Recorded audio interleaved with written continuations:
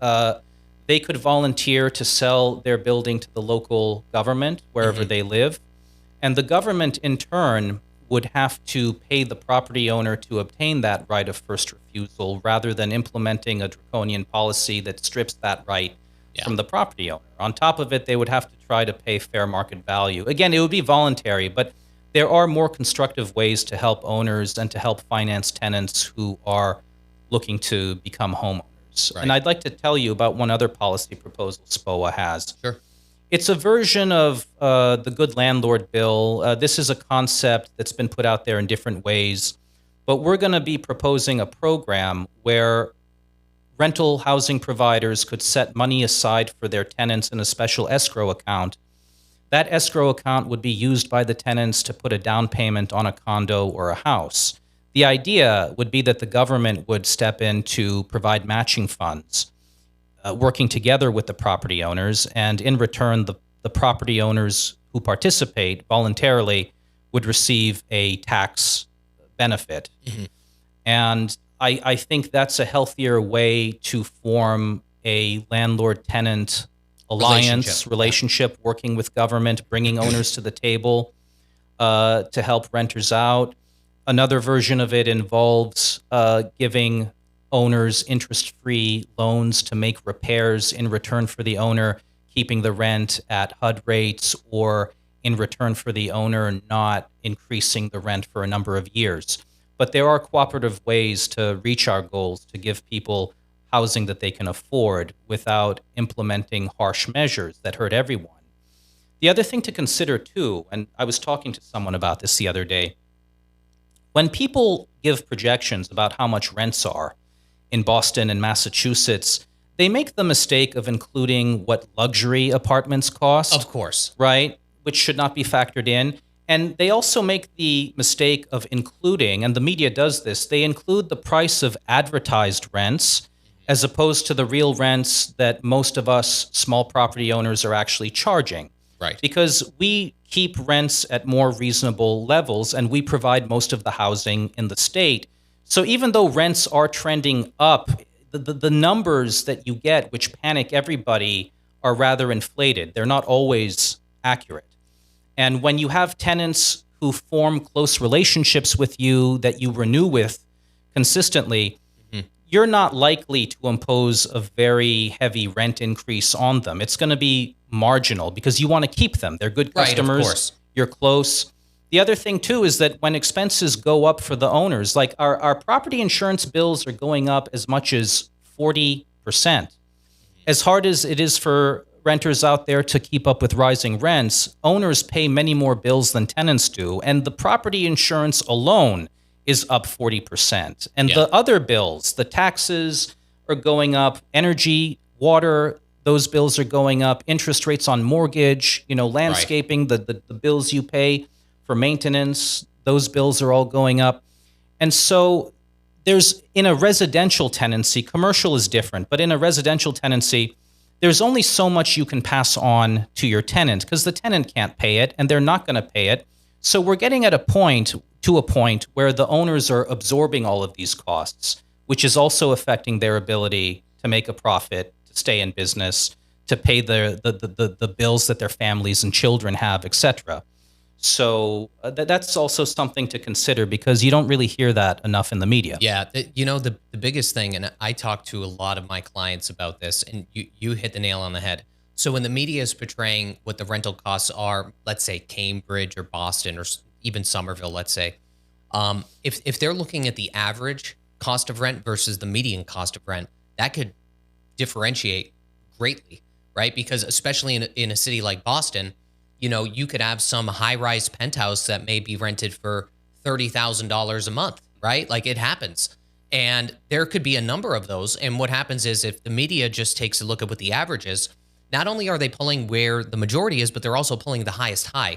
Yes, they're pulling the lowest low as well, but you and I both know there's really no lowest lows in Boston. So what it does is you could have one property that if they're looking at a rent analysis for 3 months or 6 months or something like that, that's sold within one of those quarters, that's going to pull the rest of the entire market up and inflate the prices of what rents actually are. And on top of that, what they do is, as you said, they're going to include the active cost of rent, not the closed cost of rent. Meaning somebody could want to charge $5,000 for a 2-bed, 1-bath, but perhaps they only get $2,500, right? Right. Which also inflates the perceived cost of what the rent is.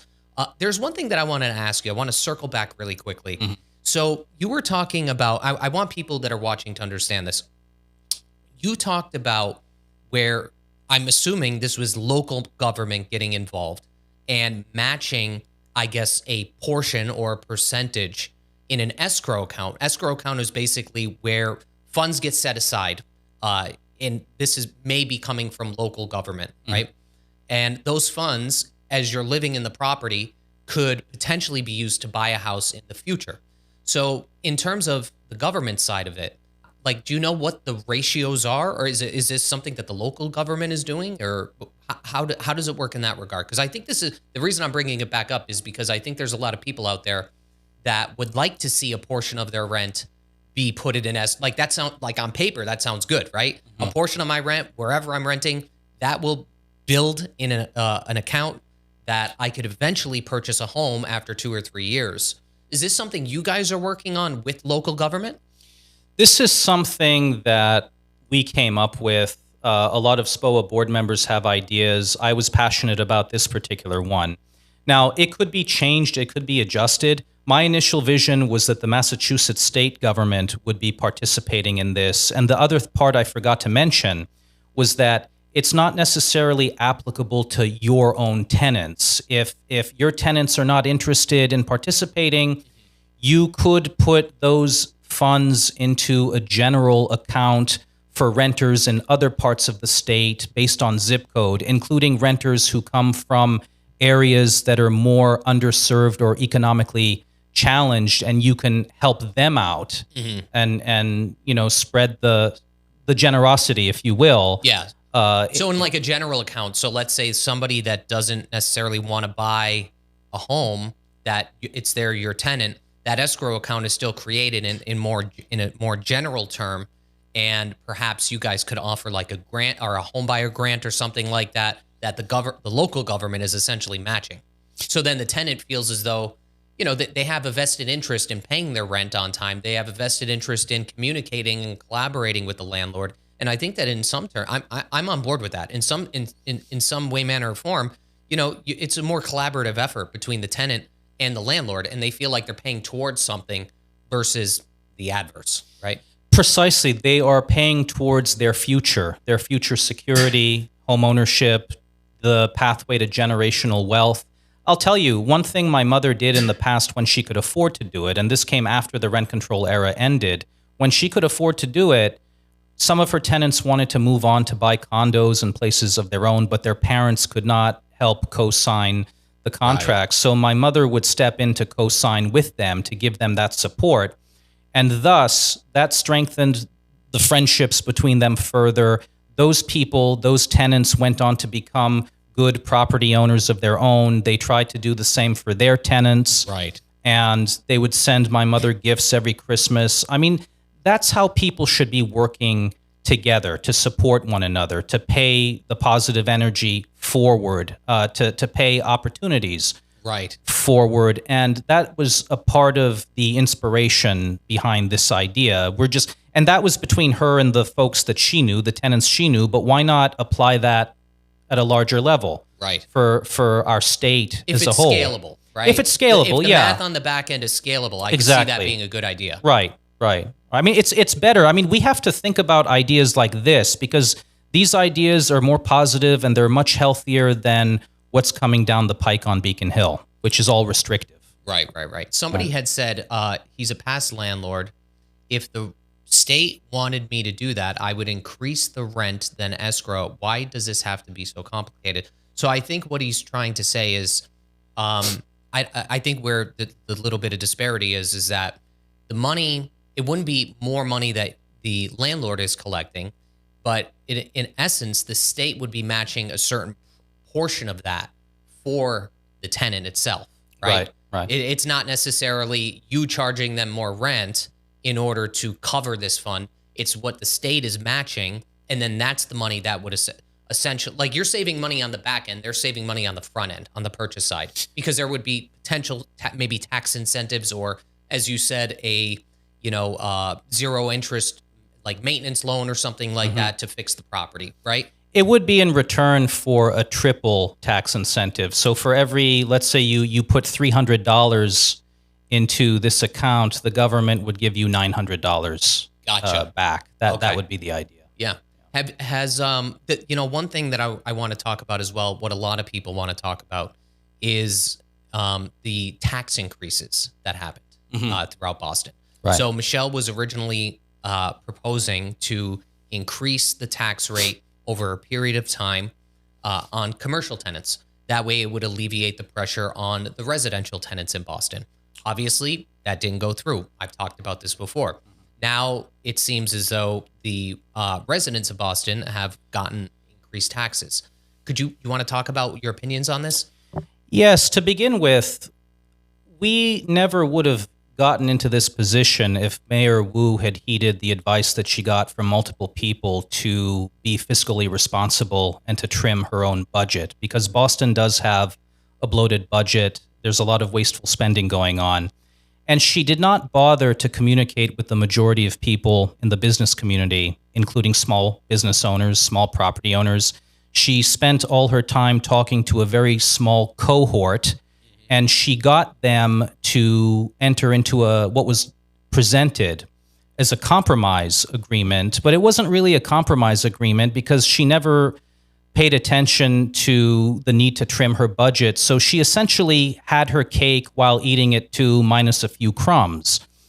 And she testified at hearings, she led people to believe that the sky was falling. If she did not do this tax shift proposal to increase taxes on the most vulnerable sector in Boston, the commercial sector, struggling with empty office buildings, empty retail spaces, that a number of average taxpayers would become homeless, namely elderly people. And obviously nobody wants that to happen, of course, right? But what came to be, the Massachusetts Department of Revenue released figures that showed that Mayor Wu's numbers were completely incorrect.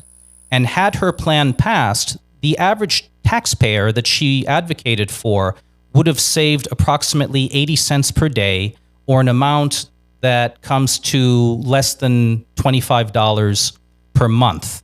It didn't make any sense. The tax increases that were projected were in line with previous years. The sky was not falling. So I was quoted in the Herald and some other publications saying, why did the mayor spend all that time pushing for tax increases to avert a crisis that did not exist at the expense of the businesses that were already in trouble? It didn't make any sense. So either, the question was, what did the mayor know and when did she know it? Was this deliberate on her part for the sake of playing politics, or was it an act of incompetence? Right. Neither of which are good. Now, some other media outlets tried to cover it up, the ones that are very friendly with the mayor, by saying, the math is so elusive, this is so complicated, her heart is in the right place. And I hope it is. I can't speak for her. But the point being, none of this was necessary. And anyone who tried to challenge her, we owe a great debt of gratitude to Senator Nick Collins, to Rep. Dave DeCoste, to Peter Durant, to Senator Moran, a mixture of Democrats and Republicans who really rescued us from disaster here. Yes.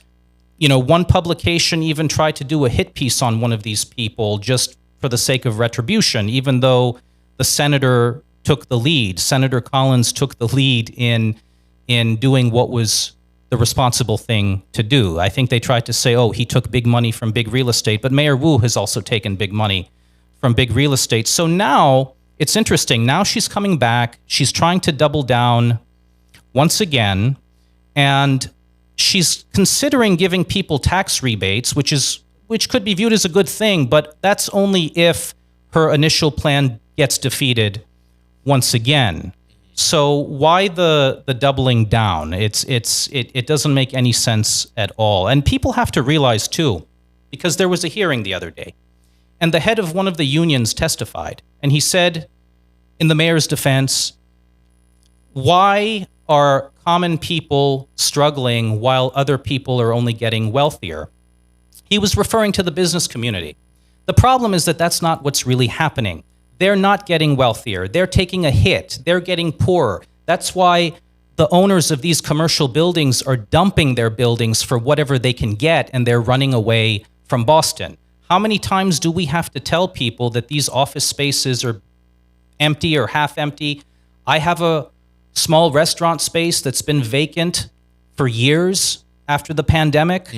And I'll tell you this, Mike, when I looked at my projected tax bills before the mayor's plan got defeated, I got tax bills in the mail giving me a projection of what might happen to my bills as a business owner. All of my property taxes went up. They were projected to go up by double. So for one place, if the quarterly bill was $4,000, it would have gone up to $8,000, as an example. If That's it was crazy. Yeah, if it was $5,000, it would have jumped up to $10,000. But guess what happened? When her plan got defeated, when I got my actual tax bills in the mail, they went back to where they used to be plus a little bit more. But it wasn't scary anymore. It was manageable. So Yeah. Senator Collins saved the people who were struggling most. I'm not saying that the average taxpayer isn't struggling. There are a lot of people who need help. We have to be considerate of them and their needs. But remember, the residential tax rate in Boston also happens to be among the lowest tax rates in the nation It does. compared to other cities. And if people need help, we can give them help through vouchers and other means. But that doesn't justify butchering and abusing people in the business community who pay the lion's share of city taxes to fund city services, to make the city run, to pay for youth programs and welfare programs for those who need them most. Right. We need some respect and we need some cooperation here. I think so too. And you know, the fact of the matter is this, and I talk about this often. So what I see happening in not only Boston, but Massachusetts, is that instead of being proactive, they're effectively reactive.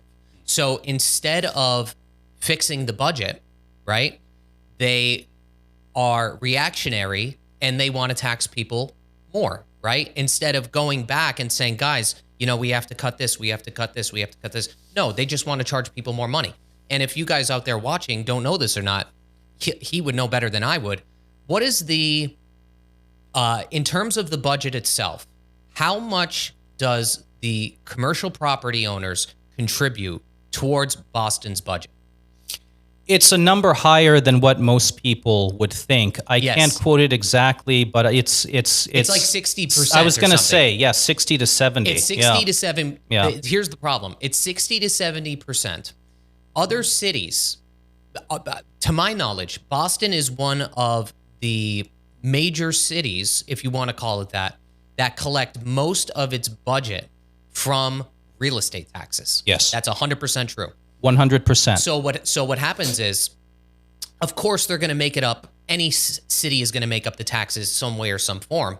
But right now, Boston is in a position where commercial real estate, and you could correct me if I'm wrong, commercial real estate is selling anywhere between 30 to 35% less than what it sold for just a few years ago. So Michelle's proposal was basically going down the path of not only are these people owning a depreciating asset, but now on top of owning a depreciating asset, they are going to be hit with this extreme tax hike just to make up for the budget that she blew through, right? Like that's essentially what was happening there. So they would get hit on both ends, the depreciation side, plus now they're losing even more money in terms of what the taxes are. It's unbelievable to me. It's unbelievable. I could not have said that better myself. It's precisely the case. I mean, there are businesses across the street from my vacant space that did foot traffic studies, and the prospective tenants who wanted to rent those spaces walked away because foot traffic in that area, which was once booming, is gone. And, you know, there are a lot of small business owners who've had these types of buildings in their families for generations. They have sentimental attachments to them. Of course. They're struggling to keep them, and they're faced with the challenge of trying to keep them in a setting where everybody's literally they're gladly willing to dump their buildings for peanuts and walk away because that's what it makes you wonder. Like, why would people sell these buildings? For the audience, like, here's the reason: the people are selling these buildings because these buildings are depreciating. Number one, but number two, on top of that, they also can't fill the space because the fact is, it's one thing to open a business in Boston. It's another thing to stay opened in Boston. Correct. Very easy, not easy, but it's easier to open the business, but the logistics of staying opened, it's extremely difficult. It's not like it used to be. It's extremely difficult. And the other thing that we have to look at, and my understanding is that at some point in the future, you have a future guest who's going to talk about this. This came up at a recent hearing. There's an issue called vertical inequity. And what they've discovered is that, or what they've brought to the surface more recently, is that the city of Boston has been taxing properties that have lower value at a higher rate relative to properties that have higher value. Yeah, assessment valuations relative to properties that are actually worth more, which is a grave inconsistency. And it's also, from a messaging standpoint, it's inconsistent because in this regard, Mayor Wu is not really helping the people whom she claims to be helping or whom she claims to want to help. Frankly, she should be trying to help all of us, but Correct. it's a grave irony and inconsistency. So I'll be interested to hear more about this as more news comes to light. Yeah, that's the first time I've ever heard that verbiage used. Yeah. What is it called again? Vertical inequity. Vertical inequity. I'm going to have to... regarding the valuation process when the city decides how much they should tax. So essentially, they're taxing people of a lower assessment more money, or the property value is less, but their assessment is high, which means that they're getting taxed more, right? Correct. Okay, that's what I thought. Can't they just go and, if that's the case, can't they just go and file for a tax reassessment or something like that? Or is this just happening at scale that it's just unbelievable? I think that they ought to be doing that. I hear more people are doing that now anyway. I don't know as much about it, but I'll be interested to... Yeah, it should be interesting to hear about that. To hear more as it becomes, as it gets revealed. What's your opinion on... So one thing I wanted to talk about too is what's your opinion on our Governor Healey trying to eliminate the broker fees? Well, first, I want to give Governor Healey credit for the work she's done to try to help the business community in Massachusetts through the housing bond bill that she passed, I think, a year ago. I think that overall her intentions are in the right place. And I think her intentions are in the right place, but this is a complex situation. And I know where she's coming from because renters are under pressure. When they want to rent an apartment, they have to put down the first month rent, the last month rent, sometimes a security deposit. On top of that, they have to pay the broker fee, which is the equivalent of another month of rent up front. That can be a heck of a lot of money for a lot of people to put down up front. But the problem is this. And it depends on how the language of the bill is phrased. If they come to say that the person who hired the broker should pay the broker, in theory, that's fair. But in practice, what would likely end up happening is that the tenants would bypass the brokers altogether. They would go straight to the owner. The owner would be forced then to hire the broker. The brokers provide a valuable service for the renter as well as the owner. But when you force, and I think already owners pay, I think 30% of the time they pay all or some of the broker fee already. It's not a situation where tenants always get the bill. But in either case, when you add that expense to the list of other added expenses, new expenses, increasing expenses that property owners have, again, there might be an effort or a need to increase the rent, which would have a counterproductive effect.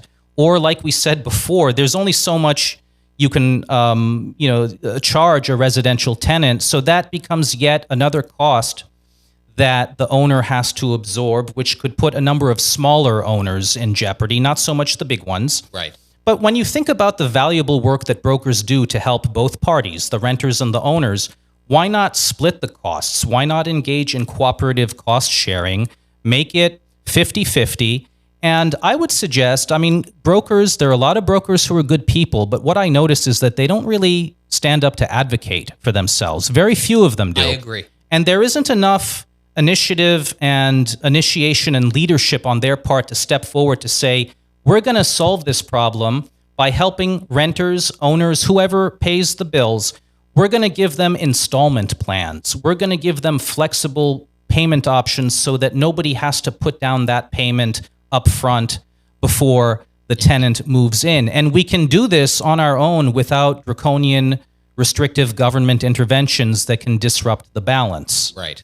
So it's not the tenant's fault that they're saying we're under pressure, it's too much. It's not the property owner's fault to say, well, that's going to be too much for us. There has to be a meeting in the middle, and the brokers themselves have to fill that void. But a lot of them are quiet. They're not involved, and that's unfortunate. She also said that, at least in one of the pieces I was reading, I don't remember where it was from, she was trying to say to some extent that the tenants most of the time are hiring somebody that they don't know. Like, essentially I think what she was trying to say was that a lot of times the tenants go directly to the listing agent, right? Mm-hmm.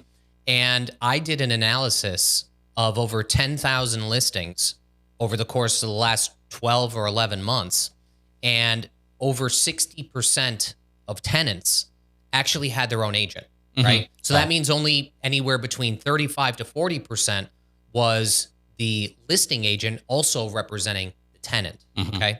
So, my issue, and as we talked about earlier, my issue with it is looking at this on the front end, it seems it's another situation where on the front end, it seems okay. Could it create problems on the back end?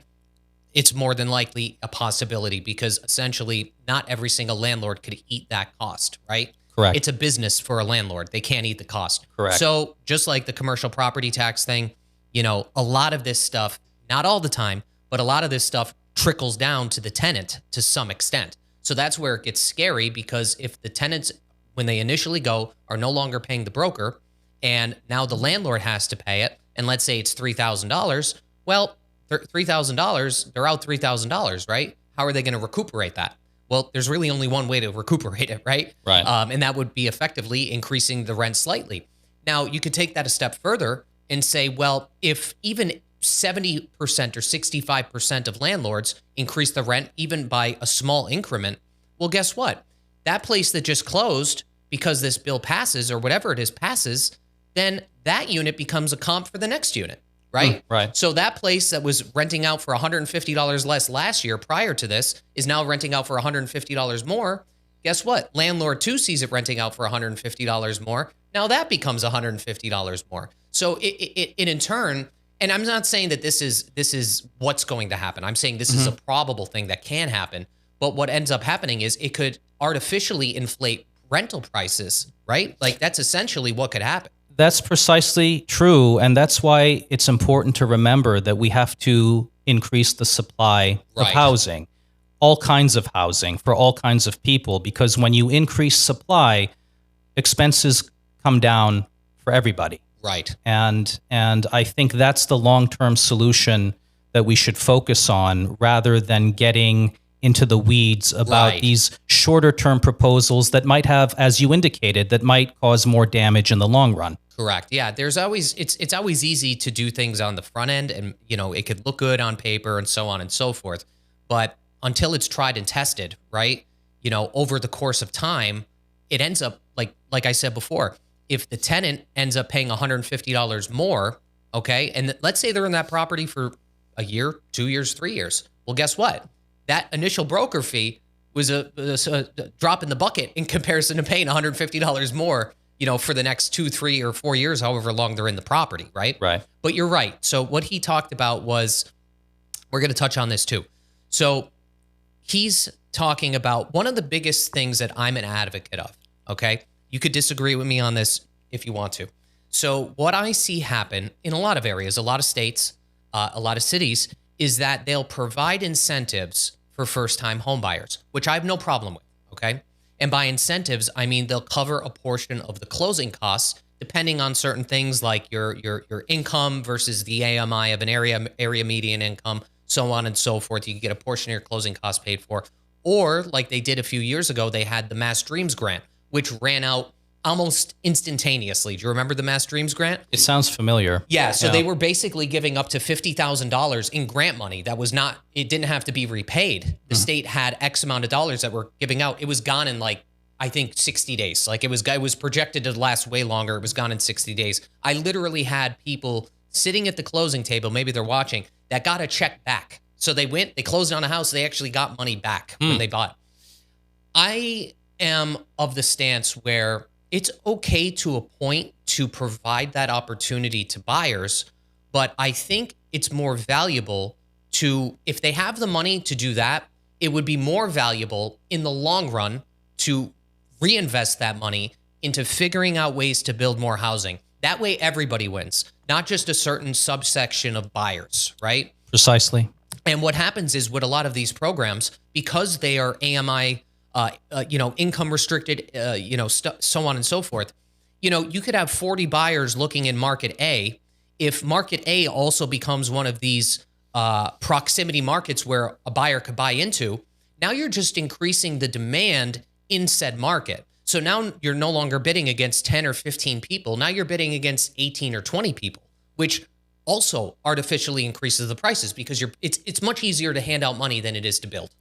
That's true. What the problem is, right? That's true. It's just is what it is. Building has become so expensive. So I think in the longer term, yes, you're right. I think that we have to get to a point where we can incentivize more people to build, and we need to see not only more affordable housing, but more middle income housing, more luxury housing, different sized buildings for whether you're single, whether you have a small family, a big family.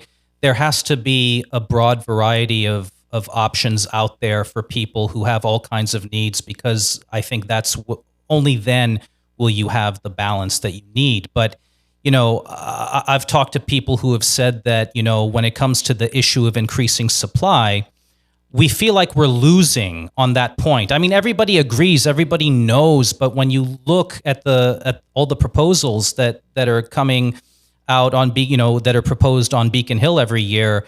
Sure, the governor said it in her housing bond bill. That's one of the goals, but you just don't hear it enough even now. It's always about a mandate to restrict us here or to restrict us there, or other proposals that sound good on the surface that only wind up backfiring from the main goal that you just mentioned. So it comes down to supply, supply, supply.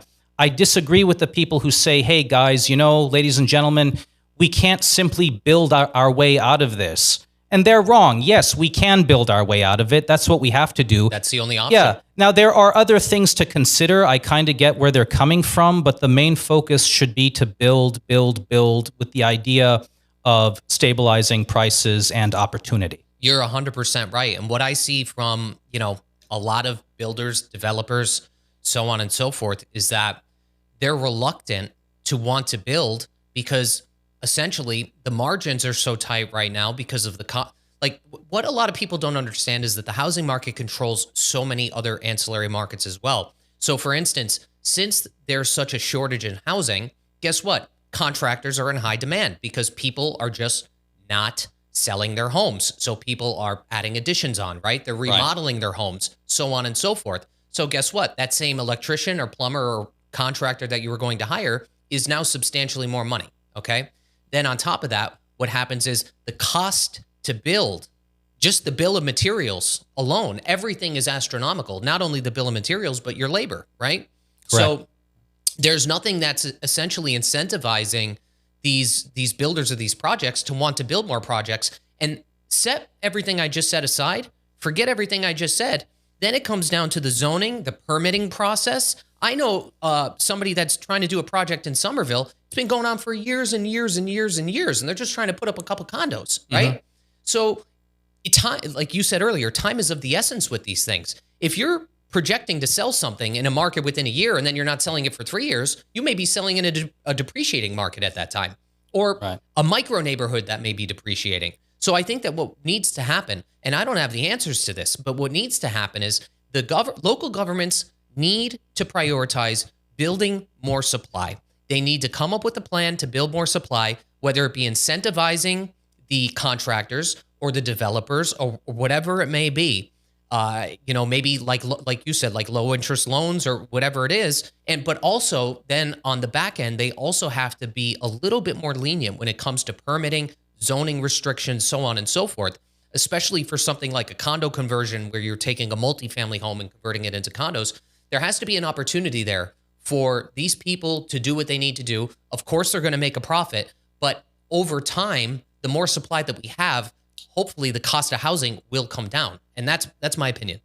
I appreciate that very much. I think you hit the nail on the head. And what this points to, and everybody in the public needs to hear this, is that prices have gone up due to a confluence of different economic factors co-occurring. It's not a simple story of Dungeons and Dragons where you have the victimized tenants facing the greedy landlords who are raising rent just because they want to. Right. There's a lot going on here affecting the ability of different stakeholders, all of whom have good intentions, to bring balance to the market, to create affordable housing, to create situations where people can afford rent, while the people in the business of providing housing can make a profit. Of course. And so, and you mentioned Somerville too. Somerville is a unique place because they have, due to the way their constitution is set up, they were able to pass a very draconian measure that sharply and dramatically restricts the conversion of condos. Yes. And I think between 1 year and another, I don't remember the figure, but I think it went from maybe the hundreds down to maybe 10, in terms of condo conversions. And there was a lawsuit that filed on behalf of the property owners in Somerville a few years ago where they tried to challenge it. And it was very severe because you had TOPA, you had tenant right of first refusal, but then the government had second right of refusal. And so then, I mean, that's a huge mess. And what the property owners were able to do within the lawsuit, they succeeded in defeating the government's right to have that second right of refusal.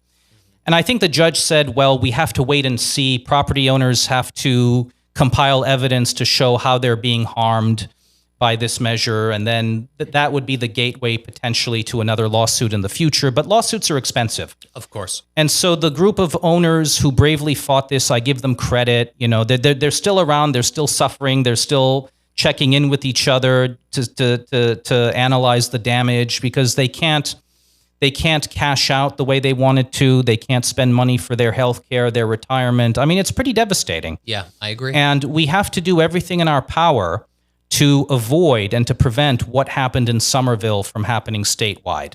I couldn't agree with you more. I mean, there's been so many. Here's what happens with me. Sometimes I'll have somebody that'll contact me and they'll want to do something in Cambridge, right? And then they'll get priced out of wanting to do something in Cambridge, and then they go up to Somerville.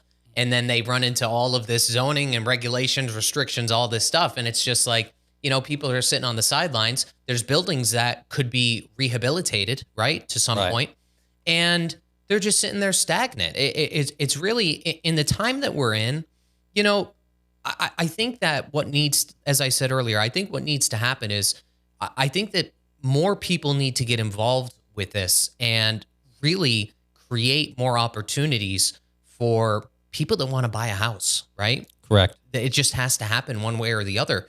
Because ultimately, and I think about this a lot, I think about, like, when is it going to come a time where the cost of housing, let's say specifically single family homes, when is there going to come a time where the supply of jobs or the amount of income that the job supplies a home buyer, the price of housing is outpacing that by an unbelievable amount? Right. So is there ever going to come a time where that is just it's just completely blown out of proportion, where somebody could get a job in Cambridge, maybe they're working at a lab or at a pharmaceutical company or whatever it is, and they can't even buy a home in the market that they live, or an adjacent market? It's a sad situation, and it's a sad story.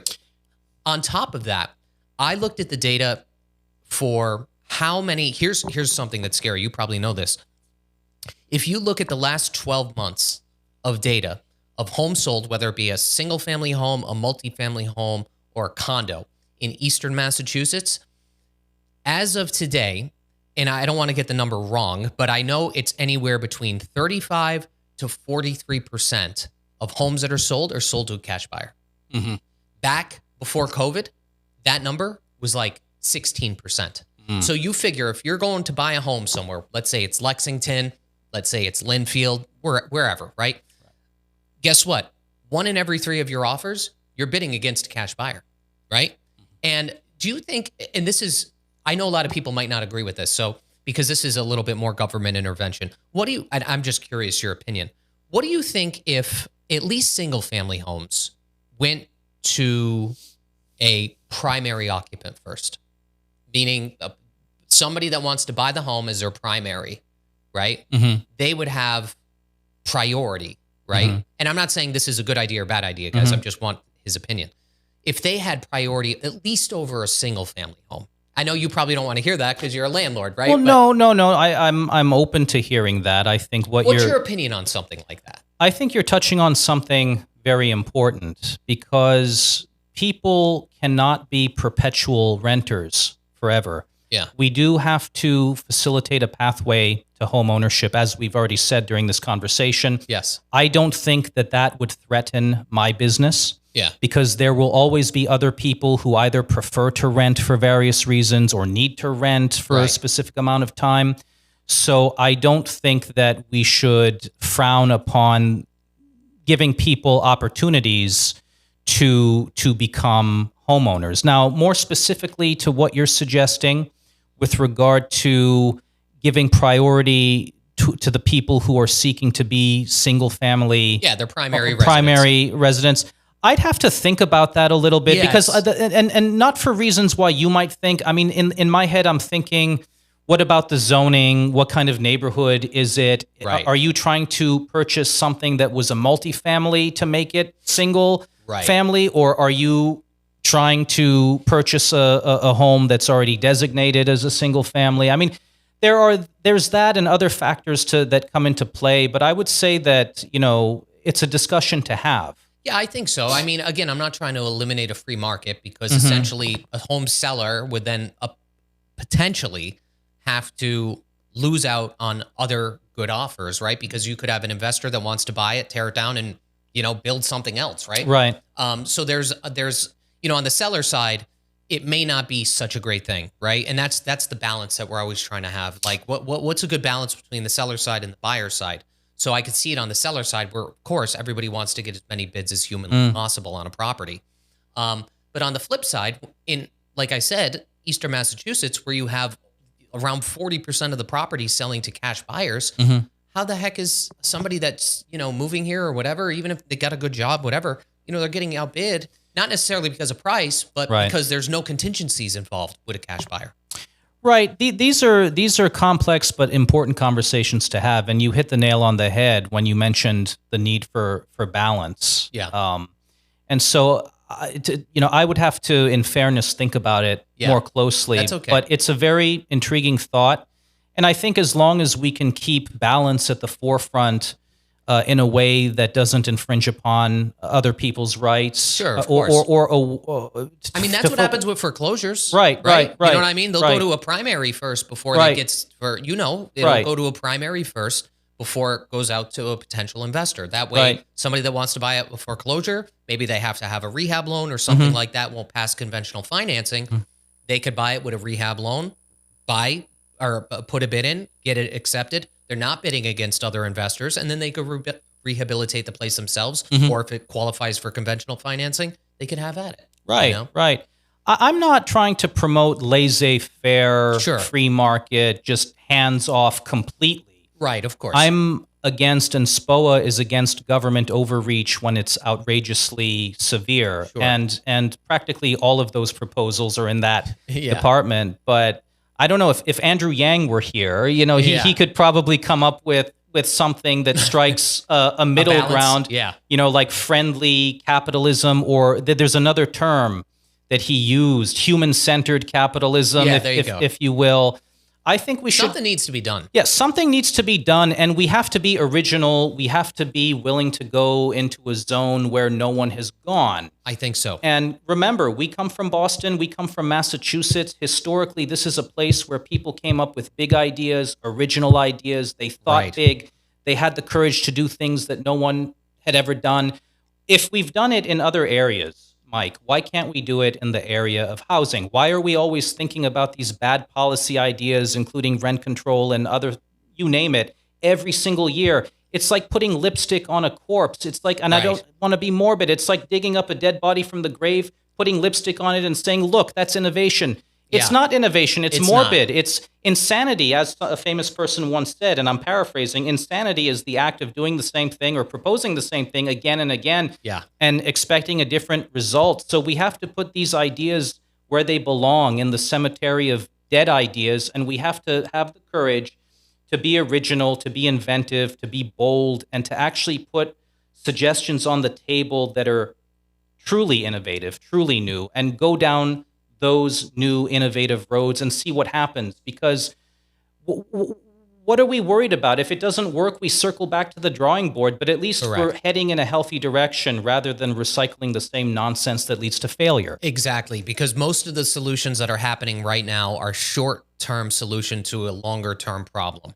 That's all that it is. Right. We need somebody that comes up with innovative ideas that could figure out how we could get ourselves into a position where the people that are working here in Massachusetts could afford a home in the markets that they're working, or at least somewhere close to where they're working, right? Mm-hmm. It's unbelievable to me. It's really unbelievable to me. One other thing that I wanted to talk to you about, if you feel like talking about it. Sure. Eviction records. Mm-hmm. Do you want to feel like talking about that a little bit? Sure, we can talk about that. Okay. So essentially, did that pass, by the way? It passed. So what happened, there was a very extreme version that was put out there by tenant activists. Yeah. And then there was a moderate version that was negotiated between State Senator Lydia Edwards and the team at the Greater Boston Real Estate Board, Greg Vastel and Kate Franco. And they came up with a compromise, and it was the compromise that passed. So I understand where Senator Edwards is coming from. She says that there are renters out there who got into trouble due to no fault of their own, contrary to the type of renters we were talking about before. They experienced different life circumstances. Maybe they couldn't pay. Right, of course. Yeah, the property owners were put into a position, perhaps in some of these cases, where even though they didn't want to, they had to move forward with evictions because their businesses were at risk. And by the way, eviction is always a last resort for the property owner. You know, of course, it's never a first resort. So by the time owners get to that point, they get to that point because they have no other choice. But either way, there are situations where you have good people who, on both sides, who are going through difficult times for different reasons. So her position is, why not give these people a second chance? I don't object to that. Mm-hmm. But the question is, when we give them a second chance, at whose expense? So when you think about the small mom and pop property owner who operates at the margins, who takes on a lot of risk, absorbs a lot of cost. I mean, if they don't have access, if there's no transparency to certain records, their businesses and their livelihoods will be in trouble. Now, I have no problem with the idea. I think according to the compromise, if a tenant has a criminal record, the criminal record remains public. However, if they fail to pay rent or if there was something other going on, they would have the opportunity to file a motion to go before the judge and have that record sealed.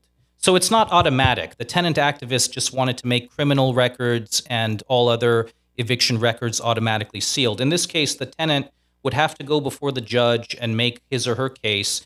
In addition, I think, I could be mistaken, I think there was a contingency where the tenant would also have to demonstrate a few years of good behavior as a tenant, making on-time payments in return for the consideration of having the record sealed. And the landlord, the rental property owner who may have gotten into conflict with the tenant would have the opportunity to be at the hearing to voice his or her say. That does not sound unreasonable to me. No, that doesn't sound. Yeah, that doesn't sound too bad. That's reasonable, I think. I agree, and I appreciate the efforts of the parties that negotiated that. The only problem, though, is that when you put it in practice, is it going to really work that way? I mean, an attorney was saying not too long ago, how do we know that the courts are going to notify the property owner that the tenant has made this motion? Right. Because the right hand doesn't talk to the left hand in the system. The eviction system, the court system is broken. It is. So what's going to happen? I think, to be fair, and I've said this in SPOA communications before, we have to be patient and we have to keep an eye on this. This is going to get implemented in May or June. That's right. It's in May. Yep. It's in May. And so we have to see how it works in practice. We have to get feedback from people. Sure. We have to get feedback from property owners. And depending on what they tell us, we can come up with ways to reform the law. Right. But until then, we have to wait and see what happens. But we are concerned in general, whether it's an extreme version or a moderate version, because transparency is very important. There was another proposal that we defeated. We led the effort to defeat it, where they were trying to ban tenant credit screening. So if a property owner dared to screen somebody's credit, they could face 93A violations. That's insane. Yeah, that's really bad. That's pushing bad. it too far. Yeah, it's pushing it too far. And we're always facing death by 1,000 cuts as property owners and housing providers, because you have so many daggers and bullets coming at us. They're always like multiple versions of essentially the same bill, the same proposal, that keep getting more and more extreme. Right. So I don't want to sound like I'm against compromise, but it all has to be reasonable. But more than just in theory, in practice, it has to work the right way. Right, because as you know, on paper, something may look good and may benefit both the landlord and the tenant, but then in practice, it could be completely opposite. It could be completely the opposite. And who knows, when it comes to various versions of rent control in different places, they probably wrote it a certain way. They probably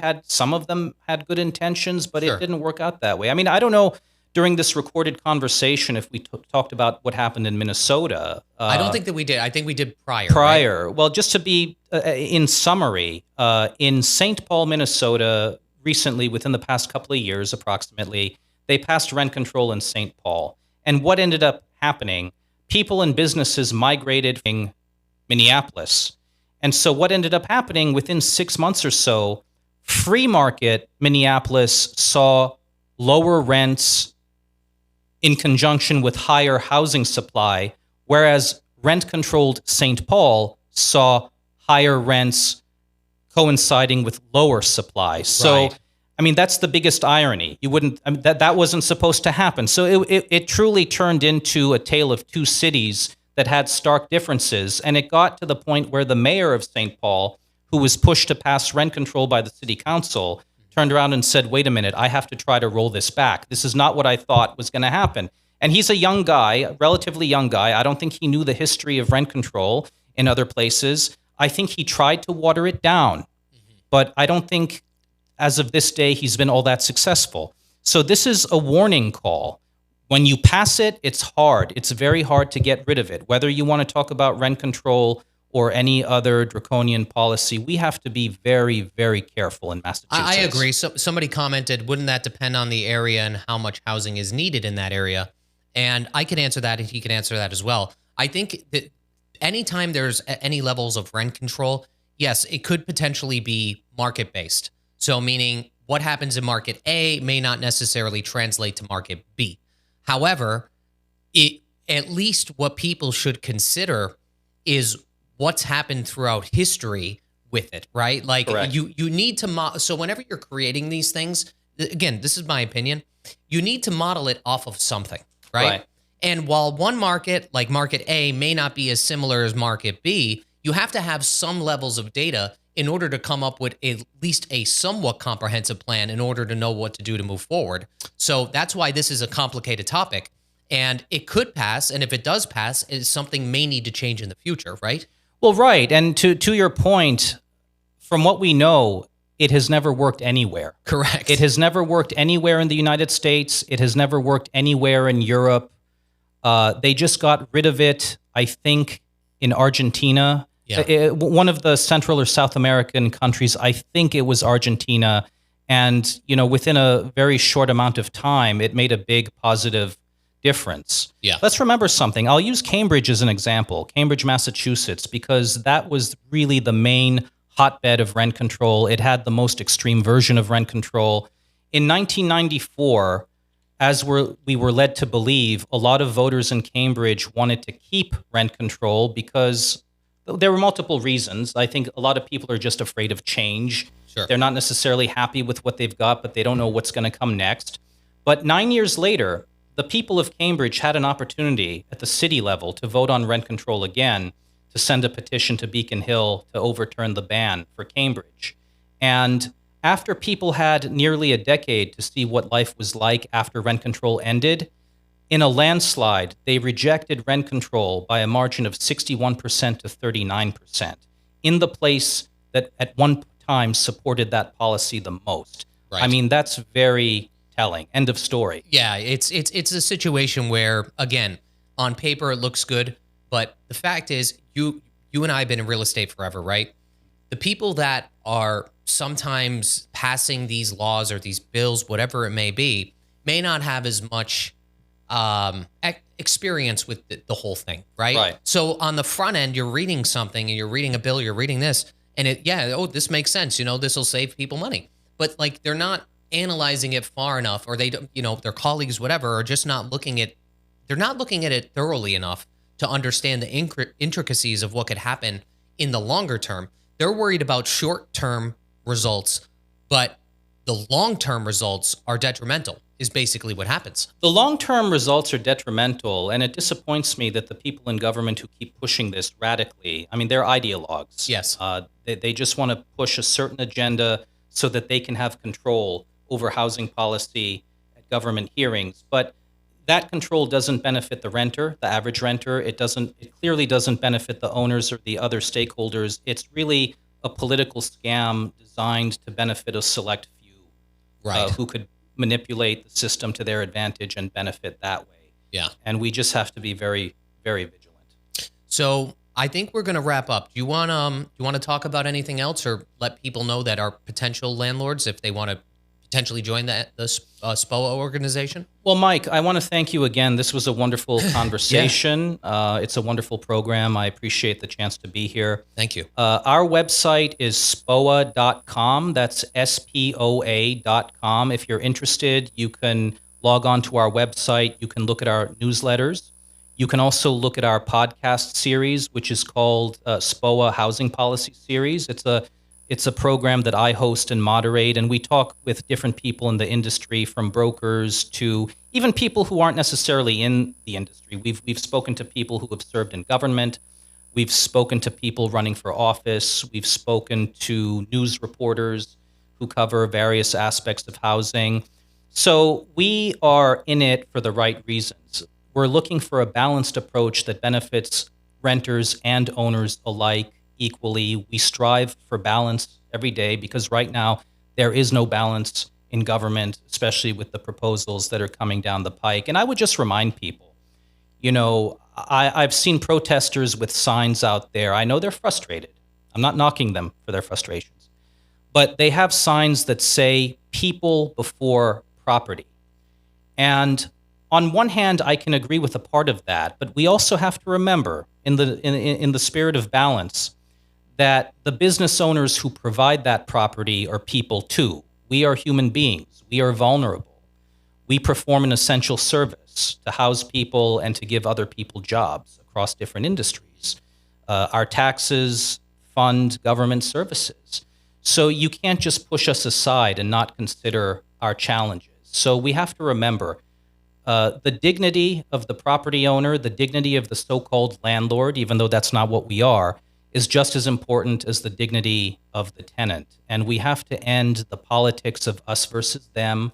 We have to end the politics of resentment, and we have to work together to do what's mutually best for all of us. That is well said. Thank you, Amir. Thank you for coming on the show.